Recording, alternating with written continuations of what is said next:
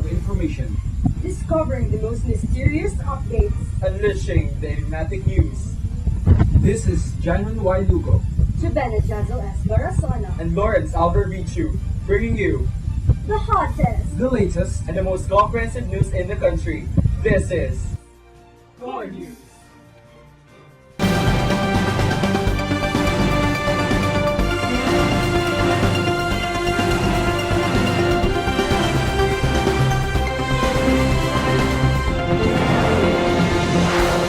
For the national news, Philippine government won't send troops to unclear missions. National News. 500 million worth of smuggled goods seized in Tondo. For the sports news, the University of Southeastern Philippines Palaro 2K14 updates. For the international news, Ebola outbreak, second patient arrived in Germany. For the local news, infrastructure project almost 73% complete. And now for the international news, Ebola outbreak, second patient arrived in Germany. Here's Angelica Siliakay for the details. A hospital in German city of Frankfurt Main has taken in Ebola patient after he was flown in during the night under Thai security. After arriving on a medical flight from West Africa, the man was brought to Frankfurt University Hospital where he was placed in an isolation ward. He is a Ugandan doctor who worked with Ebola patients in Sierra Leone. It is Germany's second case, with a man undergoing treatment in Hamburg after arriving in West Africa in August. In West Africa, more than 3,338 people have died in the world's worst outbreak of the virus. There have been 7,178 confirmed cases, with Sierra Leone, Liberia, and Guinea suffering the most. This is Angelica Mayor Sidiakay reporting. 500 million worth of smuggled goods seized in Tondo. Here's Casey Jane reporting. The Philippine National Police seized about 500 million worth of smuggled goods in Tondo, Manila last Friday. Chief Inspector Elizabeth Jasmine said that the operatives from the Criminal Investigation and Detection Group seized the smuggled goods during the raid on 7 warehouses along Rivera Street in Tondo. The confiscated goods were consist of Sony batteries, children's products, and other items.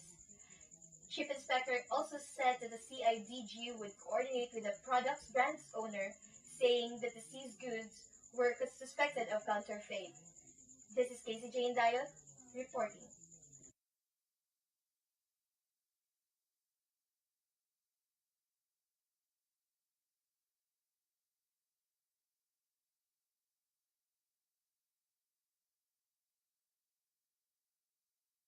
We will be right back after this break. Sabi nila, kapag in love ka, tumitigil ang mundo mo. Bumibilas ang tibok ng puso mo. At... Tabi!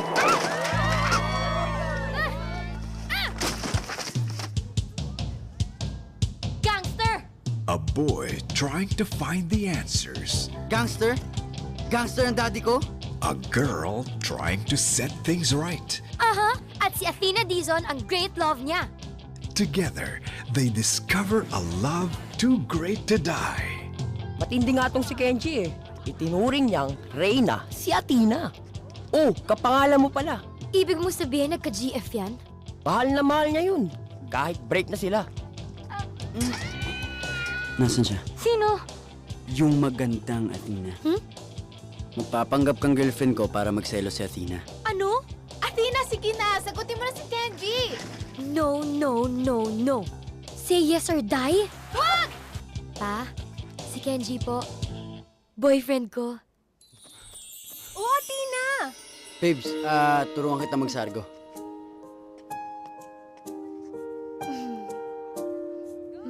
That's my Kenji! My sexy love! Go sexy! Go sexy! Go sexy! Sexy love! Okay na.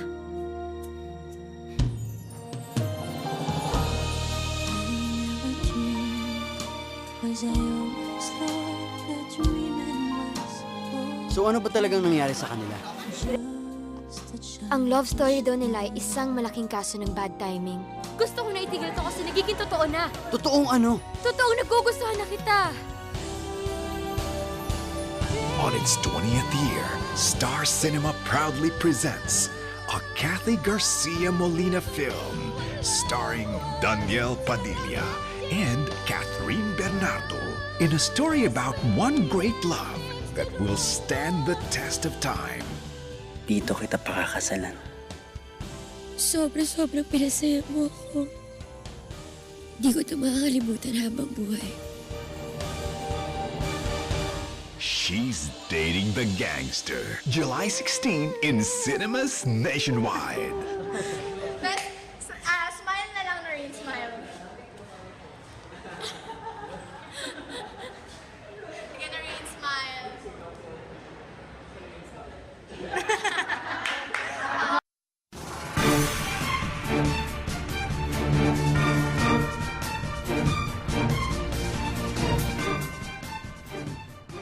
For the national news, Philippine government won't send troops to unclear missions.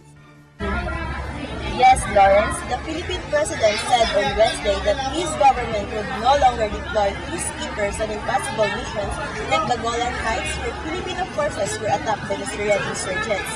The Philippines decided to withdraw the peacekeepers ahead of schedule, ending a 5-year presence in the increasingly volatile Golan Heights. The president stressed out in front of the military officials together with the troops that as the commander-in-chief, he doesn't want to deploy his troops to handle impossible mission. Defense Secretary Voltaire Gazmin and the military top brass later welcomed the peacekeepers at the military headquarters where they received flower lace and praises. Those who clashed with the Syrian rebels received military medals. The troops were allowed for a brief vacation before being trained for their next mission, helping the police secure Pope Francis, who will visit the Philippines on January. This is Marisa Chua reporting. Back to you, Lawrence. For the local news, infrastructure project almost 73% complete. Here's Martin Valia for the report.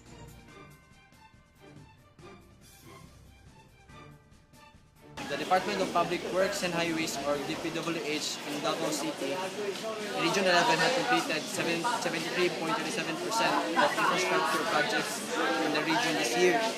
Mariano Alcaiza, DPWH Regional Director, said that the completed projects were from the 7.7 billion pesos allotted budget for the region's infrastructure development.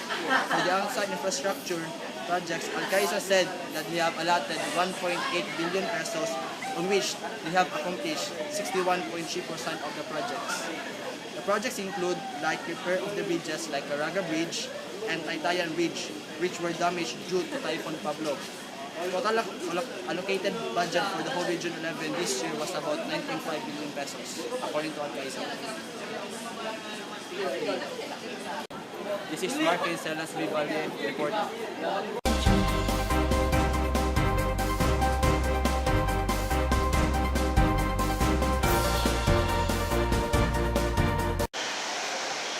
Good morning, I am here in Pagasa de Oeste Region 11, giving you the latest weather forecast. At 4 a.m. today, the eye of Typhoon Ompong, with international name Bompong, was located at 940 km east of Calayan, Cagayan, with maximum winds of 215 km per hour and gustiness up to 250 km per hour.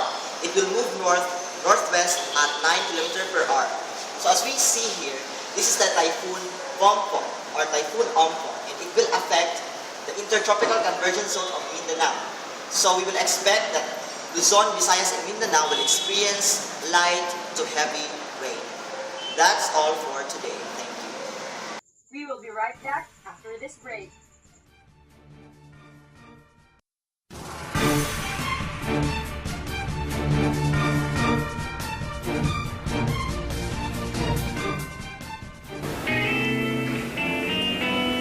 Kanino mapupunta ang lasita na ito?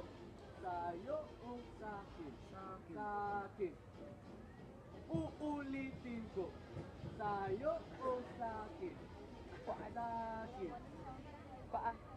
Oh. Sarap kasi.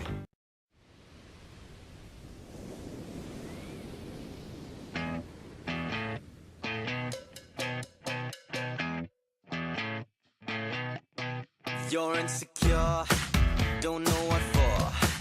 You're turning heads when you walk through the door. Don't need makeup to cover up. Being the way that you are is enough. Everyone else in the room can see it. Everyone else but you. Baby, you light up my world like nobody else. The way that you flip your hair gets me overwhelmed. But when you smile at the ground, it ain't hard to tell. You don't know, you don't know you're beautiful. If only you saw what I can see, you'll understand why I want you so desperately. Right now I'm looking at you and I can't believe you don't know, you don't know you're beautiful. That's what makes you beautiful. So come on, you got it wrong. To prove I'm right, I put it in a song.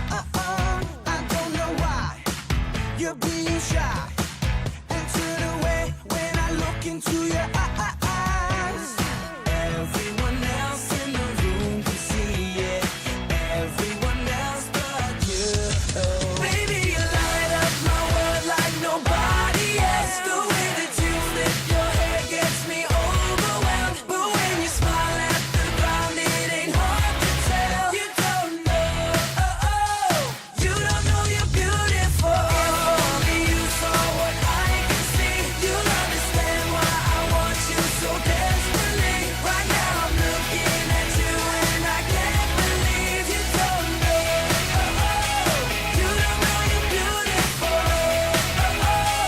That's what makes you beautiful. Na na na na na na na na na na na na na. Na na na na na na na na na.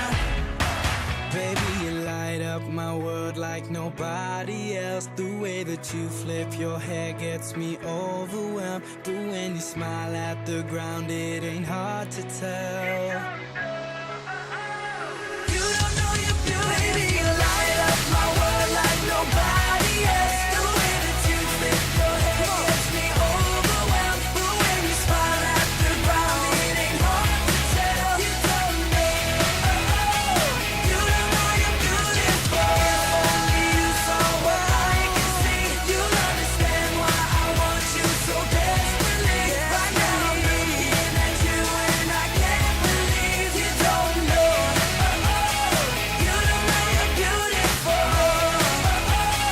You don't know you're beautiful. That's what makes you beautiful.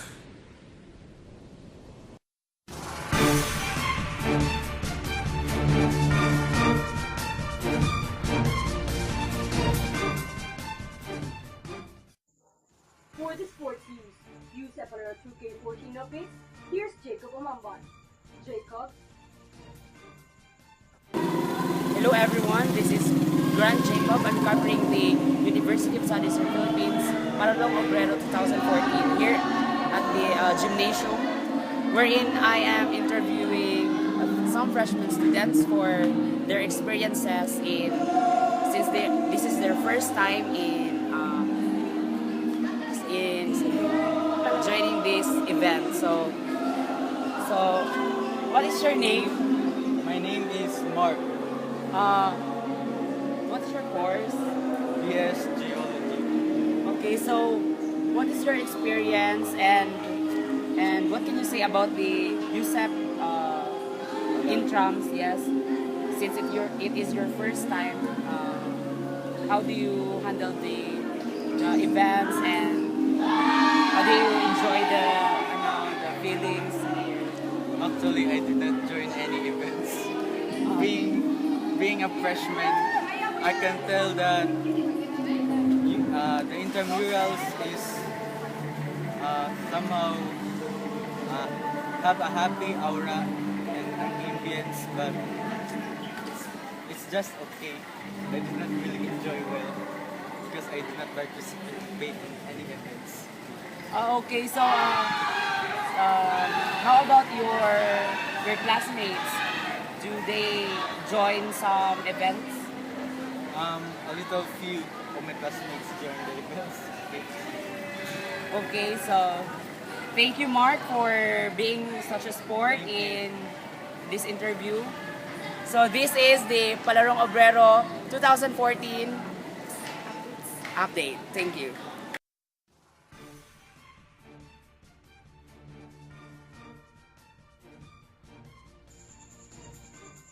To enlighten us in the world of showbiz, here is Alan Roy Steason for the updates.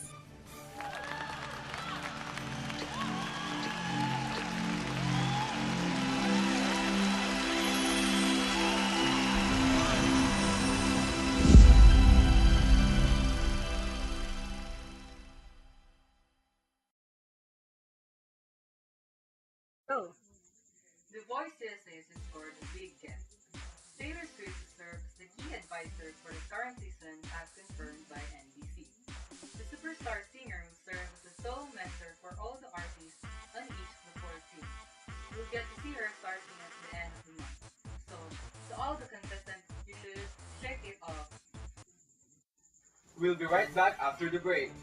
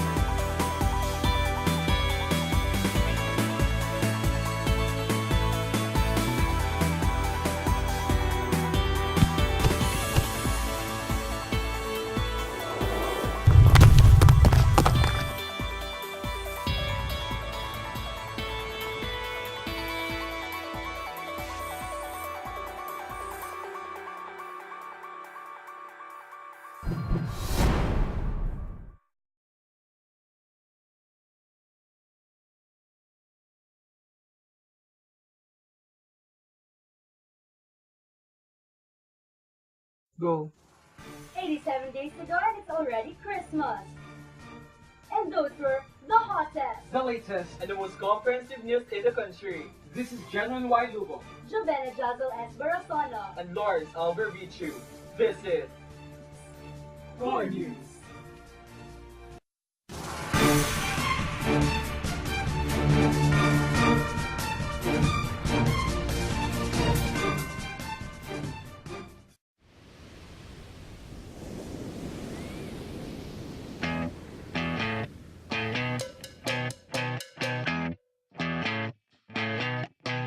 You're insecure, don't know